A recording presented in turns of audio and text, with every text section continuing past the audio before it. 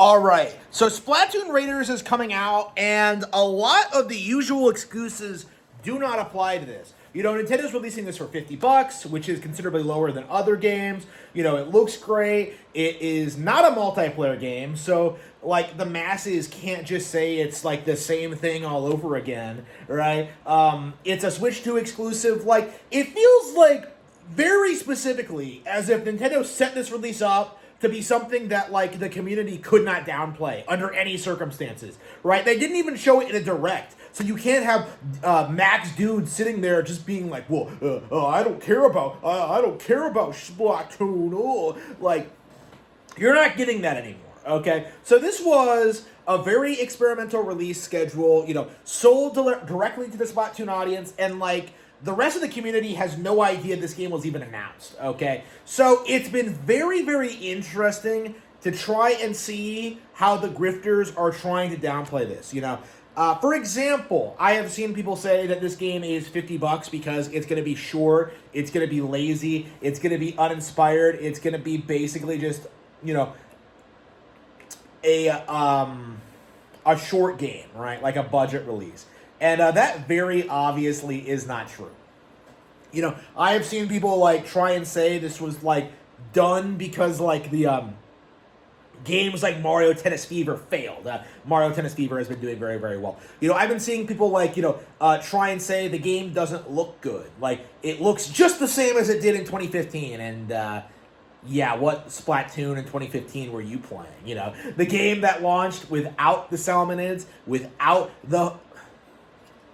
Grizzco, like, it's just like, come on. You're, like, embarrassing yourselves. Like, again, and it's very, very transparent that the people complaining aren't actually fans of the IP, that they have no idea what's been going on with the IP, and so they are completely taken aback by some of the very real realities about this game that, like, a lot of people just are conveniently overlooking. Like, for example, the fact that Splatoon is a way bigger IP than Metroid.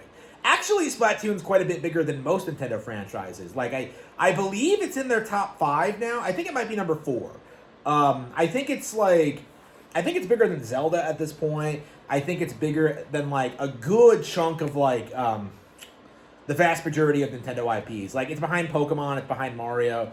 I'm not sure what number 3 is, probably Animal Crossing. But it's, like, it's up there, okay? Like, Splatoon is one of Nintendo's biggest IPs right now. And, like, what we've been going through for the past decade is just, like, these aging boomers trying to tell you that, like, it's not popular, that no one cares it, kids are only playing Fortnite, this is only popular in Japan, and it feels more and more as if this is going to be the specific release that just completely destroys that entire narrative.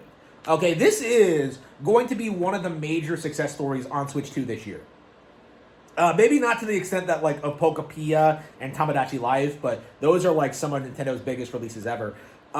Like, Splatoon Raiders, I think, is another example of how Nintendo is, like, going full force on promoting their lesser-known IPs. You know, because we are still going through this period where, like, the vast majority of the demographic of the community are, like, refusing to admit that this series is as big as it is. And I'm very curious at, like, what point, like, the community is going to have to kneel and acknowledge Splatoon. You know, like, Animal Crossing became the highest-selling game on Nintendo Switch ever. And you still have people that refuse to admit that it's that popular. You know, people chalk its success up to, like, the pandemic. You know, so Splatoon's in a similar situation where, like, it's going up against all these other third-person shooter franchises, all these other online shooters, and, like, the naive thing to believe was to think that, like, Overwatch, that TF2, that, like, Marathon, that Destiny, that Call of Duty, that Battlefield, that, like, it was a saturated market and that Nintendo could not ever possibly succeed in it. And what we've seen is that Splatoon actually clears all of that, because Splatoon has actually been establishing a setting. You know, it's been establishing lore, it's been establishing characters, you know, it's been establishing its own unique vibe. You know, Splatoon didn't, like, outperform Fortnite, like, day one, but, like, it didn't really need to. And I do think this is, like, the reality of what we have to address every single time someone tries to complain about like Nintendo Switch sales, like, well, it didn't need to do that well. Okay, like, we saw this with like Mario Tennis Fever, where people came out and they tried to say like, oh, it's a failure, like Mario Tennis Aces didn't do that well. Like, Fever didn't need to be the best-selling game in the franchise in order to be successful. That's just the reality of it. And Raiders is kind of in the same boat, where I imagine it will sell significantly less than mainline Splatoon because it doesn't have the multiplayer features. But on the flip side, this is something that's going to be more appealing to general fans. People like me who really, really love the single player for these games and can actually get like more invested in them instead of like, just endlessly grinding to like improve your stats in the core game. I love on Splatoon multiplayer, but like I am very partial to the single player. So to see it being given full force here is very, very exciting to me. It's been very interesting because everyone's acknowledged that like the multiplayer Splatoon is like one of the best things ever Nintendo's done in the past decade. But like the flip side of that is that everyone just downplays and ignores the single player campaign. Okay, every single time these games come out, like everybody just blatantly ignores the single player stuff. And like the narrative has always been that it's just a tutorial, but it doesn't matter. But like that has not been true. Like ever. That was never true. Like, oh, the campaign is short.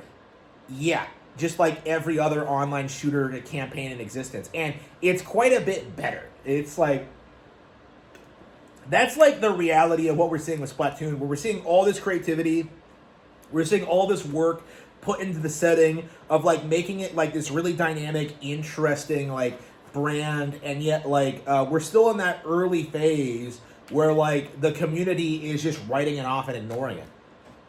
I'm very interested in seeing like how this, what this project results in. Because at the very least, this is going to be a very solid game on Switch 2. It's another exclusive, but it's also one that like kind of defies, I think, a lot of the expectations from the community. Being a spin-off game, being like, Splatoon related, being entirely talked about during Nintendo Today updates. Like, it has never appeared in any Nintendo Direct for whatever reason. Launching at a lower price point than other Switch 2 games. Like, this is going to be a really interesting experimental project. And it very well may be the title that, like, explodes Splatoon into the mainstream, this might be the very end of the copes regarding this IP. So we're gonna have to see if that pans out, but like I'll be watching this one very, very, very closely. I am very excited about what this game is going to result in.